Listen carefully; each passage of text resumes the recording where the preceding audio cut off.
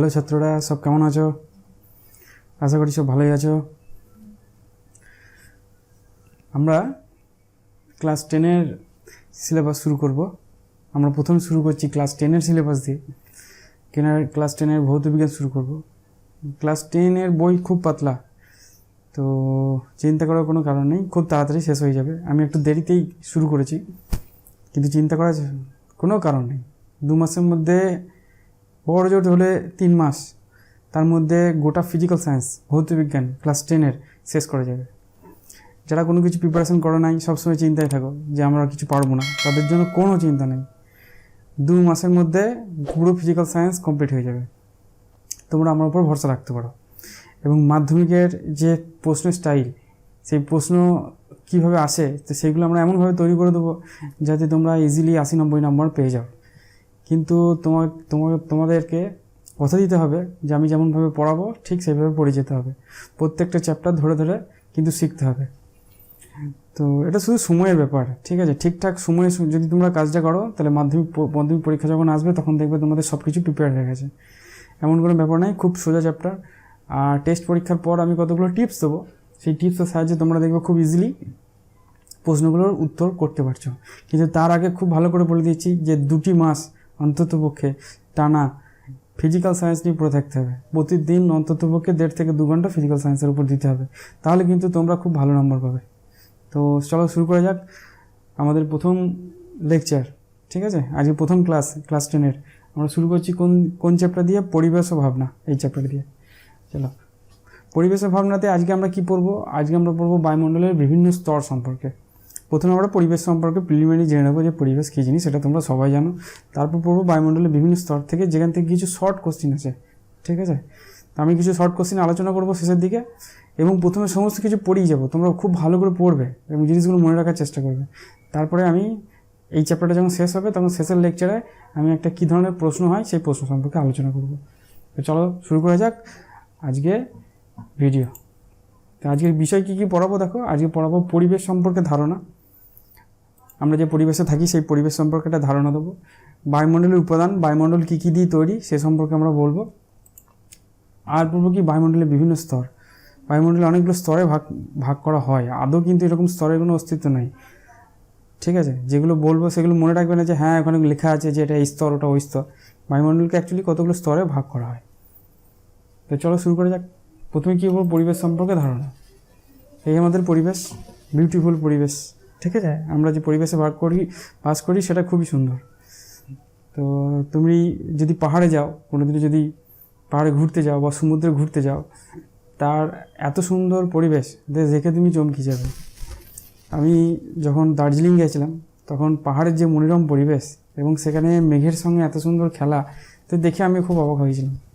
ঠিক একইভাবে দীঘায় যখন গিয়েছিলাম, তখনও কিন্তু সমুদ্রের গর্জন শুনে আমার কিন্তু খুবই সুন্দর লেগেছিলো। তো মজার বিষয় এই যে দীঘাতে আমরা পৌঁছাই তখন সন্ধেবেলায় হঠাৎ তখন 7টার দিকে পৌঁছাই। তো যখন আমরা সমুদ্রের কাছাকাছি আসি, তখন সমুদ্রের দেখার যে অনুভূতি, সেটাকে তোমাদের ফিল করানো যাবে না, সেটা তোমাদের দেখেই ফিল করতে হবে। তো এই হচ্ছে আমাদের পরিবেশ। ভোরবেলায় উঠবে, একবার দেখবে, একটু হাঁটতে বেরোবে, একটু গঙ্গার ধারে যাবে, দেখবে কি সুন্দর পরিবেশ। এই হচ্ছে একটা জলের পরিবেশ, সমুদ্রের পরিবেশ, যেখানে বিভিন্ন কালারফুল মাছরা তারা খেলে বেড়াচ্ছে এবং নিজের জীবন জীবিকা পালন করছে। তো পরিবেশ অ্যাকচুয়ালি কী? পরিবেশের সংজ্ঞা হচ্ছে যে পরিবেশ হলো সেই উপাদানের সমষ্টি যা জীবের অস্তিত্ব রক্ষা করে, ঠিক আছে? তো জীবের অস্তিত্ব রক্ষা করার জন্য যে সমস্ত জিনিসগুলো দরকার, সেইগুলি হচ্ছে পরিবেশ। বুঝে গেল? যেমন জীবের অস্তিত্ব রক্ষা করার জন্য কী দরকার? গাছপালা দরকার। উপাদানগুলি কি? বিভিন্ন উদ্ভিদ, প্রাণী, মাটি, বাতাস, জল, আলো, এইগুলো হচ্ছে পরিবেশ, ঠিক আছে? পরিবেশের উপাদান। মাটি না থাকলে মানুষ কোথা থেকে কী করে বাঁচবে? জল, বাতাস, আলো, এগুলো সবই কিন্তু পরিবেশের একটা করে উপাদান। এগুলো ছাড়া কিন্তু মানুষ বাঁচতে পারবে না। এছাড়া আমরা আমাদের চারিপাশে অ্যাকচুয়ালি যে সমস্ত জিনিসগুলো দেখতে পাই, সেগুলো সবই হচ্ছে পরিবেশ। পরিবেশের মধ্যে আছে বায়ুমণ্ডল। বাতাস ছাড়া তো আমরা বাঁচবো না, বায়ুমণ্ডলের মধ্যেই আছি। যেমন একটা মাছকে জল থেকে তুলে নিলে সে মরে যাবে, বাঁচবে? ঠিক সেরকম আমাদেরকে যদি বায়ুমণ্ডল থেকে কোথাও তুলে নিয়ে যায়, তাহলেও কিন্তু আমরা মরে যাব। অক্সিজেন নিতে পারবো না, অক্সিজেন না নিলে মরে যাবো। বায়ুমণ্ডলের উপাদান কী কী? এই হচ্ছে বায়ুমণ্ডল। বায়ুমণ্ডল অ্যাকচুয়ালি কী? এই যে মেঘটা বায়ুমণ্ডল নয়, আমরা যে ওয়েদারের মধ্যে বাস করি সেইটাই হচ্ছে বায়ুমণ্ডল। আমরা যে আবহাওয়া বায়ু গ্যাসীয় উপাদানের মধ্যে বাস করি সেইটাই হচ্ছে বায়ুমণ্ডল। অ্যাকচুয়ালি বায়ুমণ্ডলের সংজ্ঞা কি? পৃথিবীকে আবৃত করে কয়েক হাজার কিলোমিটার উচ্চতা পর্যন্ত যে অদৃশ্য মিশ্র গ্যাসীয় পদার্থের আবরণ পৃথিবী মাধ্যাকর্ষণ বলের প্রভাবে আকৃষ্ট হয়ে চাঁদের মধ্যে অবস্থান করে তাকেই বায়ুমণ্ডল বলে। ঠিক আছে? তাহলে পৃথিবীর চারিদিকে যে কয়েক হাজার কিলোমিটার পর্যন্ত একটা বায়ুমণ্ডলের স্তর আছে, যেটা পৃথিবীর আকর্ষণ বলের জন্যই পৃথিবীর চারিদিকে একটা চাদরের মতন আবরণ তৈরি করে রেখেছে, সেইটাকেই বলা হয় বায়ুমণ্ডল। এটা না থাকলে কিন্তু আমরা বাঁচব না। তাহলে মাছ যেমন জলের মধ্যে বেঁচে থাকে, আমরাও কিন্তু বায়ুমণ্ডলের মধ্যেই বেঁচে আছি। মাছের মতোই অ্যাকচুয়ালি আমাদের জীবন। বায়ুমণ্ডলের উপাদান কী কী? এখানে একটা ছক দেখিয়েছে, দেখো। বায়ুমণ্ডলের মধ্যে সবচেয়ে বেশি উপাদান হচ্ছে নাইট্রোজেন। নাইট্রোজেন গ্যাসের পরিমাণ সব থেকে বেশি। এই গ্যাসগুলো কিন্তু সেই ছোটোবেলা থেকে পড়ে আসছো, নাইট্রোজেন, অক্সিজেন, হাইড্রোজেন, এগুলো পড়ে আসছো। এই নাইট্রোজেন হচ্ছে 78%। এই উপাদানগুলো লিখি, উপাদানগুলোকে দুটো ভাগে ভাগ করা হয়েছে অ্যাকচুয়ালি, গ্যাসীয় উপাদান আর একটা আছে জলীয় বাষ্প থাকে। ঠিক আছে? তো গ্যাসীয় উপাদানটাই মেন। বায়ুমণ্ডলের মেন উপাদান কি? গ্যাসীয় উপাদান। 78.09% নাইট্রোজেন আছে। এই দেখো 78.09% নাইট্রোজেন আছে, 20.95% অক্সিজেন আছে। তাহলে বেশিরভাগটা নাইট্রোজেন, তারপরে আছে অক্সিজেন, তারপরে আর্গন, কার্বন ডাইঅক্সাইড, হাইড্রোজেন, এই সমস্ত গ্যাসগুলো খুব অল্প পরিমাণে আছে। কার্বন ডাইঅক্সাইড আছে খুব অল্প পরিমাণে। ঠিক আছে? 0.03% কার্বন ডাইঅক্সাইড আছে। যদি এটা খুব ভয়ঙ্কর, কার্বন ডাইঅক্সাইড বেশি হয়ে যাওয়া খারাপ, আবার কম থাকাটাও খারাপ। ঠিক আছে? তোমাকে যদি বায়ুমণ্ডলে যদি হঠাৎ করে কার্বন ডাইঅক্সাইড পরিমাণ কমে যায়, তুমি তো মনে করো খুব ভালো হবে।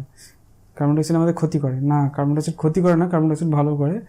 পরে দেখবো কি ভালো করে। আর একটি কী বললাম, আর 2 নম্বর উপাদান হচ্ছে জলীয় বাষ্প। প্রচুর পরিমাণে জলীয় বাষ্প আছে। ঠিক আছে? জলীয় বাষ্প আছে বলেই কিন্তু বৃষ্টি হয়। এই যে আমফান ঝড় গেল, এটা কিন্তু জলীয় বাষ্পের জন্য যদি নয়, টেম্পারেচারের পরিবর্তনের জন্য হয়। তার ফলে যে বৃষ্টিটা হলো সেটা কিন্তু এই অতিরিক্ত জলীয় বাষ্পের জন্য। ঠিক আছে? তাহলে এই হচ্ছে আমাদের উপাদান। মেন উপাদান হচ্ছে নাইট্রোজেন, তাছাড়া অক্সিজেন, আর্গন, কার্বন ডাইঅক্সাইড, এগুলো আছে।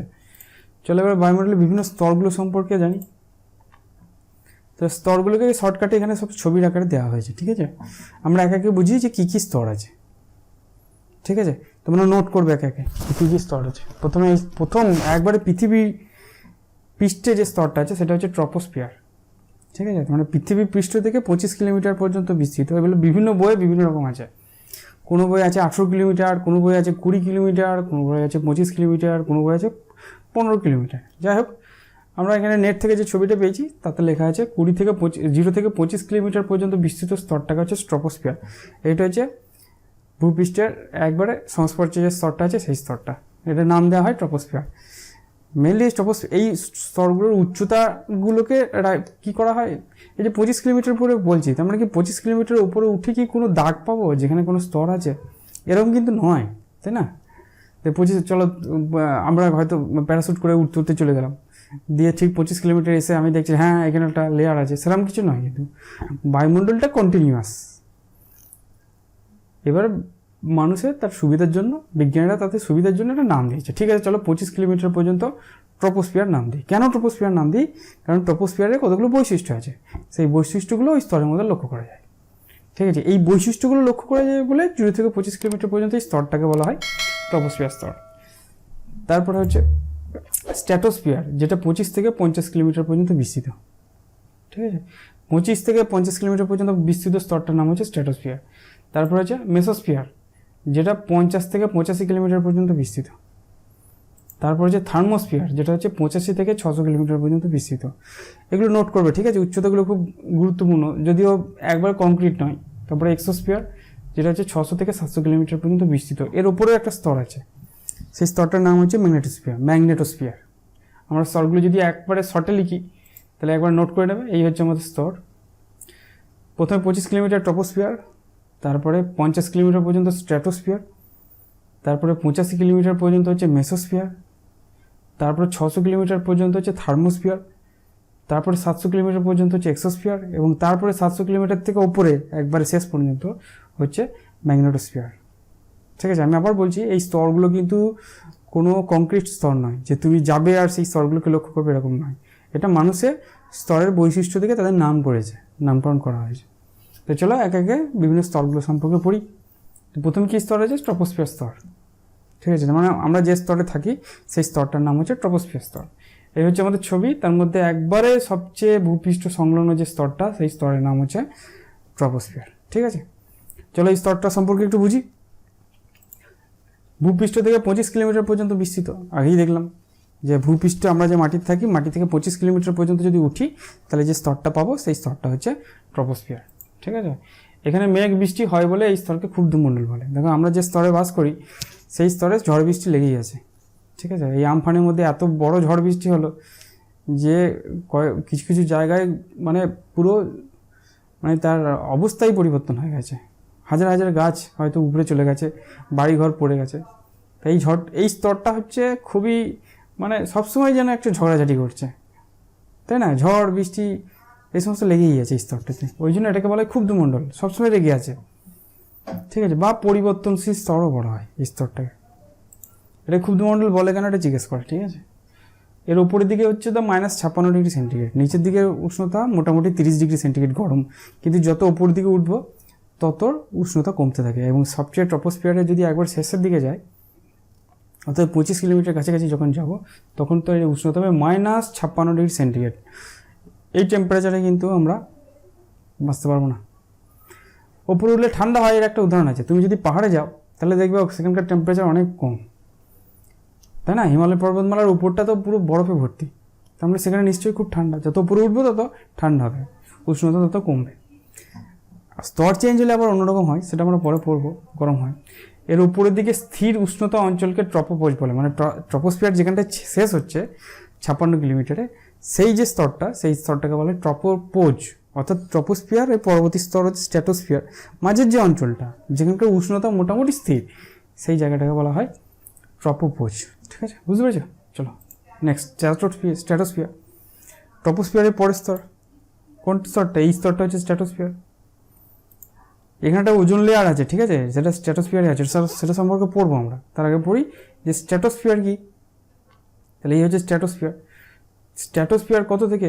25 থেকে 50 কিলোমিটার পর্যন্ত বিস্তৃত। অর্থাৎ ট্রপোস্ফিয়ার শেষ হচ্ছে 25 কিলোমিটারে, তারপর 50 কিলোমিটার বিস্তৃত স্তরটাকে বলা হয় স্ট্র্যাটোস্ফিয়ার। ঠিক আছে, তাহলে 25 থেকে 50 কিলোমিটার পর্যন্ত বিস্তৃত এই স্তরটা। মেঘ ঝড় বৃষ্টি এখানে কিছুই হয় না। ঠিক আছে, এই স্ট্র্যাটোস্ফিয়ার স্তরটা, তাই জন্য একে শান্ত মণ্ডল বলে।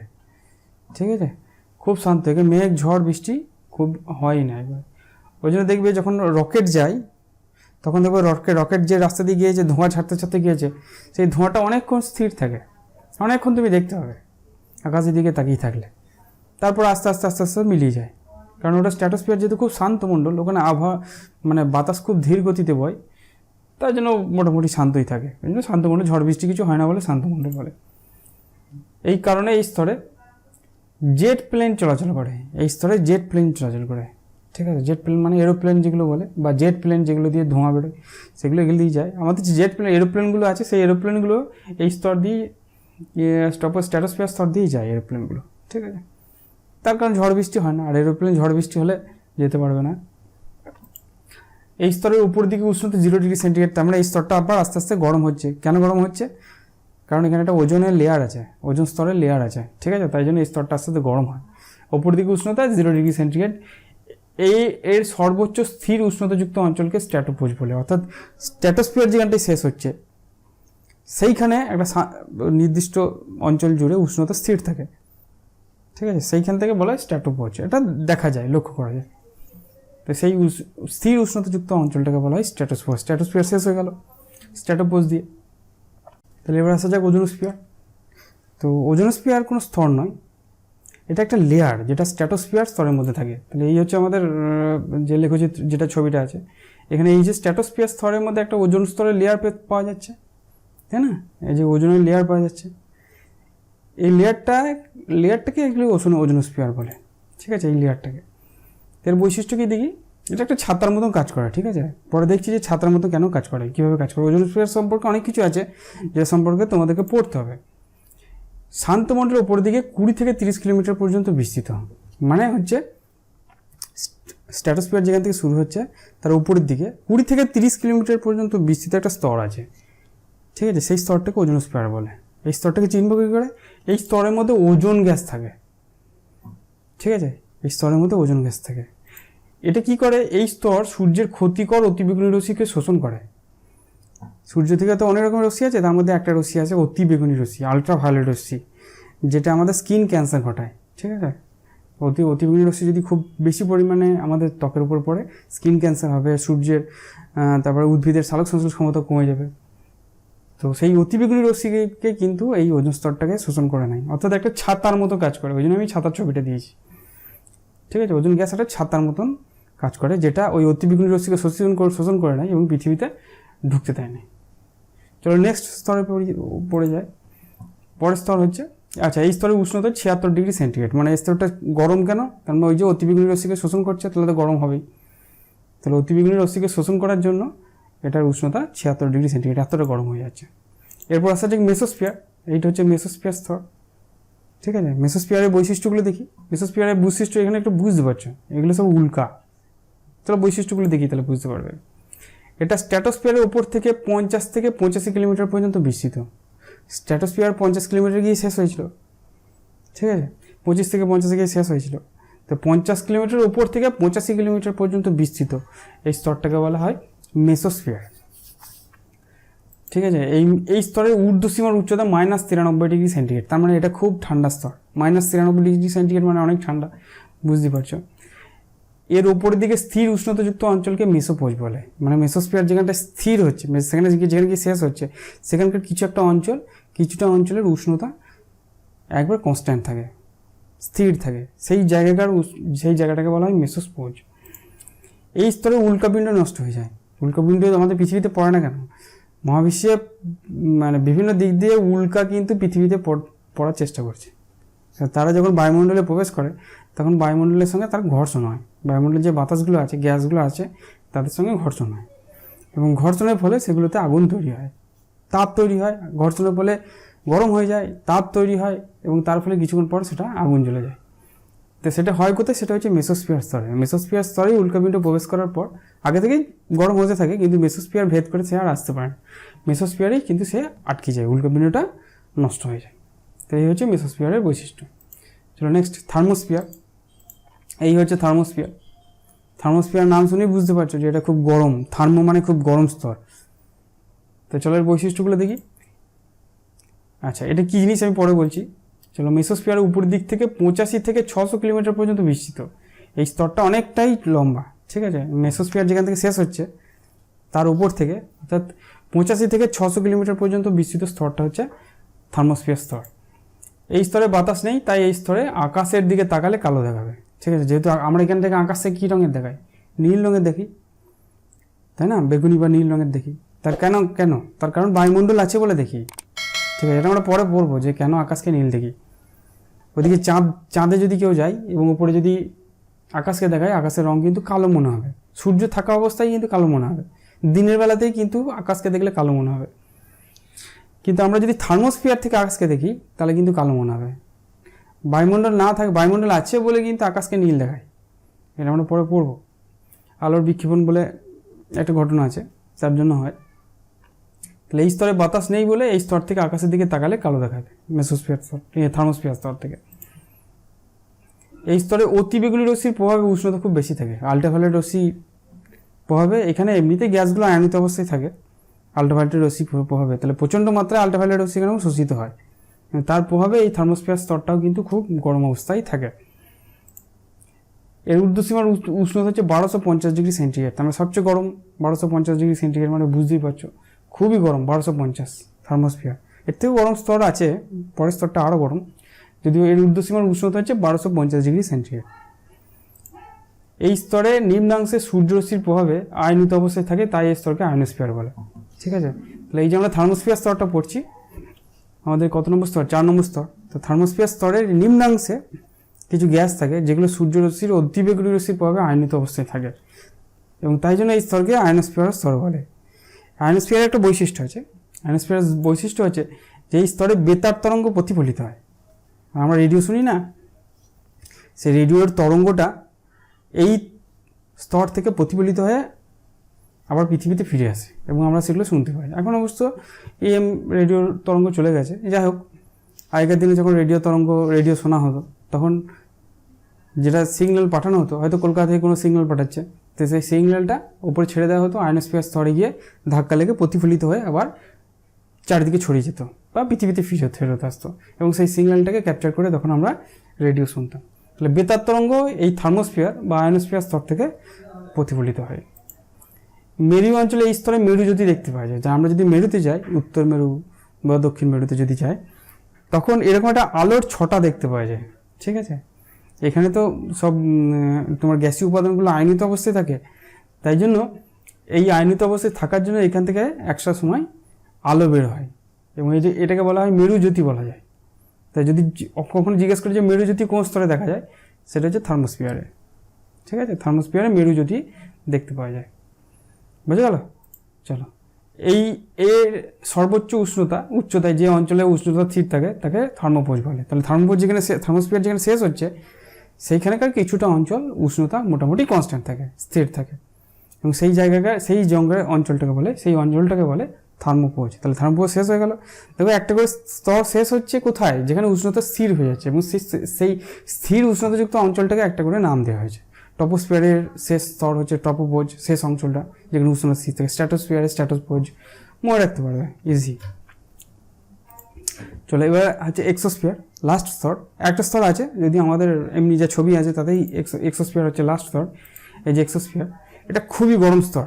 ঠিক আছে, 600 থেকে 700 কিলোমিটার পর্যন্ত বিস্তৃত। 600 থেকে 700 কিলোমিটার পর্যন্ত বিস্তৃত এই স্তরটার নাম হচ্ছে এক্সোস্ফিয়ার।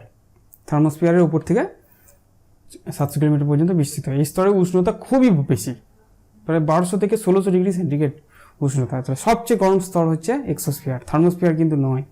থার্মোস্ফিয়ারের থেকেও গরম হচ্ছে এক্সোস্ফিয়ার। ঠিক আছে, এখানে প্রধান গ্যাস হচ্ছে অক্সিজেন, এছাড়া সামান্য পরিমাণে হিলিয়াম আর হাইড্রোজেন দেখতে পাওয়া যায়। ঠিক আছে, এরাও সবাই আয়নিত অবস্থায় থাকে, খুব গ্যাসীয় অবস্থায় থাকে না এরা। কৃত্রিম উপগ্রহগুলি এই স্তরে দেখা যায়। এই যে কৃত্রিম উপগ্রহগুলো, যেখান থেকে সাহায্যে আমরা টিভি সম্প্রচার হয় বা আবহাওয়া সম্পর্কে জানা যায়, সেই কৃত্রিম উপগ্রহ কিন্তু এই এক্সোস্ফিয়ার স্তরেই থাকে। কিছু কিছু থাকে, সবগুলো থাকে না, কিছু কিছু কৃত্রিম উপগ্রহ কিন্তু এক্সোস্ফিয়ারের স্তরে থাকে। লাস্ট স্তর হচ্ছে ম্যাগনেটোস্ফিয়ার, যেটা আমাদের ছবিতে নেই, প্রত্যেকটা বইয়ে 5টা স্তরই আছে। ম্যাগনেটোস্ফিয়ারটা এক্সট্রা আমরা এখানে পড়েছি। ম্যাগনেটোস্ফিয়ার কোনটা, যেটা হচ্ছে ওই এক্সোস্ফিয়ারের উপর থেকে বায়ুমণ্ডলের শেষ সীমা পর্যন্ত বিস্তৃত। বায়ুমণ্ডলের এক্সোস্ফিয়ার কোথায় শেষ হচ্ছে, 700 কিলোমিটারে।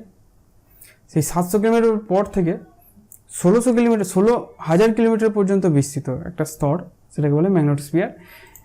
এই স্তরে গ্যাসীয় উপাদানগুলি আয়নিত অবস্থায় থাকে, কোনোটাই গ্যাসীয় অবস্থায় থাকে না। তারা সব কী অবস্থায় থাকে, আয়নিত অবস্থায় থাকে। আয়ন মানে জানো তো, যেমন হাইড্রোজেনের আয়ন হচ্ছে H+, অক্সিজেনের আয়ন হচ্ছে O-। ঠিক আছে, এগুলো আয়নিত অবস্থা। আয়নিত অবস্থা মানে হচ্ছে কি, তো সেখান থেকে ইলেকট্রন বেরিয়ে গেছে বা তার মধ্যে ইলেকট্রন ঢুকেছে, তখন সেগুলোকে বলা হয় আয়নিত অবস্থা। এবার কেমিস্ট্রিতে পড়বো আমরা। তাহলে ম্যাগনেটোস্ফিয়ারে সমস্ত গ্যাসীয় উপাদানগুলি আয়নিত অবস্থায় থাকে। বায়বীয় উপাদানগুলি যখন বলয় আকারে থাকে, এই বলয়গুলিকে ভ্যান আলোয় বিকিরণ বলা হয়। এই যে আমরা এখানে দেখতে পাচ্ছি যে পৃথিবীর চারিদিকে একটা বলয় আকারে বিভিন্ন গ্যাসীয় উপাদানগুলি দেখতে পাচ্ছি, এবং এখান থেকে একটা বিচ্ছুরণও তৈরি হয়। ঠিক আছে, তো এইগুলোকেই কিন্তু এই ভ্যান আলোয় বিকিরণ বলে। এখান থেকে একটা বিকিরণ লক্ষ্য করতে পাওয়া যায়, যেটা মহাকাশে গেলে মহাকাশচারী যারা থাকে তারা দেখতে পায়। এটাকে বলা হয় ভ্যান অ্যালোয় বিকিরণ। ঠিক আছে, বুঝতে পারছো? তাহলে এই হচ্ছে আমাদের ম্যাগনেটোস্ফিয়ার। তাহলে একবার দেখে নিই প্রশ্নগুলো। চলো, আমি একটা প্রশ্ন করি, তোমরা উত্তর দাও। বলো, ক্ষুদ্রমণ্ডল কাকে বলে, ট্রপোস্ফিয়ারকে বলে। ঠিক আছে, কারণ কি, কারণ এখানে ঝড় বৃষ্টি সবসময় লেগেই আছে, যেন সবসময় লেগে আছে, ওই জন্য এটাকে ক্ষুদ্রমণ্ডল বলে। ঠিক আছে, ওজোনোস্ফিয়ার কোথায় দেখতে পাওয়া যায়, সেটা হচ্ছে স্ট্র্যাটোস্ফিয়ার স্তরে 20 থেকে 30 কিলোমিটার পর্যন্ত বিস্তৃত একটা ওজোন গ্যাসের স্তর আছে, সেটাকেই বলে ওজোনোস্ফিয়ার। তারপরে উল্কাপিণ্ড কোথায় নষ্ট হয়, সেটা হচ্ছে মেসোস্ফিয়ার। ছবিতে দেখতেই পাচ্ছ, মেসোস্ফিয়ারে গিয়ে উল্কাপিণ্ড নষ্ট হয়। যদি বলে জেট প্লেন কোথায় চলাচল করে বা এমনিতে এরোপ্লেন কোথায় চলাচল করে, সেটা হচ্ছে স্ট্র্যাটোস্ফিয়ার। তার কারণ হচ্ছে স্ট্র্যাটোস্ফিয়ার হচ্ছে সবচেয়ে শান্ত, এই জন্য স্ট্র্যাটোস্ফিয়ারের একটা নাম আছে। কী নাম? স্ট্র্যাটোস্ফিয়ারের একটা নাম হচ্ছে শান্তমণ্ডল।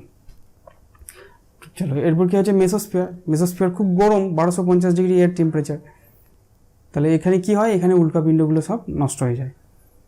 তারপর হচ্ছে থার্মোস্ফিয়ারের মধ্যে তোমার মেরুজ্যোতি দেখতে পাওয়া যায়। মেরু অঞ্চলে থার্মোস্ফিয়ার স্তরে তৈরি হয়। এছাড়াও এখানে একটা আয়ন মণ্ডল আছে, যেখানে গ্যাসীয় অণুগুলো আয়নিত অবস্থায় থাকে, সেই আয়ন মণ্ডল থেকে বেতার তরঙ্গ প্রতিফলিত হয়।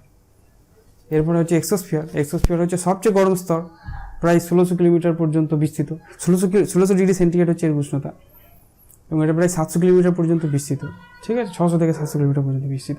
এখানে কি হয়, কৃত্রিম উপগ্রহগুলো এই স্তরে দেখতে পাওয়া যায়। এরপর আর একটা স্তর আছে ম্যাগনেটোস্ফিয়ার। ঠিক আছে, সেটাও তো ইম্পর্টেন্ট, বুঝতে পেরেছি তো? তো চলো, এখান থেকে যত রকমের শর্ট কোশ্চেনগুলো আছে বই থেকে সব করবে। আমি পরে লাস্ট ভিডিওতে আবার এই চ্যাপ্টারগুলোর এখানে যে প্রশ্নগুলো আছে সেই প্রশ্নগুলো গুছিয়ে তোমাদেরকে আবার করতে দেবো। ঠিক আছে, তোমরা করে নেবে এবং সেই প্রশ্নগুলো সম্পর্কে আমি আলোচনা করব। ঠিক আছে, তো সব কেমন লাগলো আমাকে অবশ্যই জানাবে। ঠিক আছে, তো পরের দিন আমি একটা স্ট্র্যাটেজি জানাবো যে কী করে তোমরা 2 মাস কি 3 মাসের মধ্যে ফিজিক্যাল সায়েন্সের পুরো সিলেবাসটা কভার করতে পারবে এবং মোটামুটি 80 থেকে 90 নম্বর তুলতে পারবে। তার স্ট্র্যাটেজি আমি জানবো। খুব দ্রুত খুব পড়তে হবে এবং সিনসিয়ার হতে হবে। ঠিক আছে, হঠাৎ করে নাম্বার কিন্তু পাওয়া যায় না। একটা নাম্বার পেতে গেলে কিন্তু টাইম লাগে, তাই না? একটা ফিজিক্যাল সায়েন্সে তুমি যখন প্রিপারেশন করছো, সেই প্রিপারেশনের জন্য টাইম লাগে। তুমি যদি একটা 5তলা ছাদে উঠতে চাও, তাহলে কিন্তু একবারে লাফিয়ে 5তলা ছাদে উঠতে পারবে না। তোমাকে একটা একটা করে সিঁড়ি ডিঙিয়ে তারপর 5তলা ছাদে উঠতে হবে, তাই না? তাহলে তুমি যদি প্রত্যেকটা পাতা ঠিকঠাক করে না পড়ো, প্রত্যেক দিনকে যদি ইউটিলাইজ না করো, তাহলে কিন্তু তুমি আলটিমেট গোল, যেটা একটা নাম্বার পাওয়া, মাধ্যমিকে একটা খুব ভালো নাম্বার পাওয়া জায়গা, সেই জায়গায় কিন্তু পৌঁছাতে পারবে না। তাহলে তোমাকে প্রতিদিন প্রত্যেকটা সাবজেক্টের উপর সময় দিতে হবে। সেই সময়টা যদি ঠিকঠাক দিতে পারো, তাহলে তুমি অবশ্যই মাধ্যমিকে খুব ভালো নম্বর পাবে। আমি এরকম একটা স্ট্র্যাটেজি পরের দিন আলোচনা করবো যে কীভাবে তোমরা পড়লে ভালো নম্বর পাবে। ঠিক আছে, আর অবশ্যই আমি যেভাবে পড়াচ্ছি তোমরা যদি সেইভাবে পুরো ফলো করে যাও, তাহলে মাধ্যমিকে 100% কমন পাবেই। ঠিক আছে, চলো পরের দিন আবার দেখা হবে। ভালো থাকবে।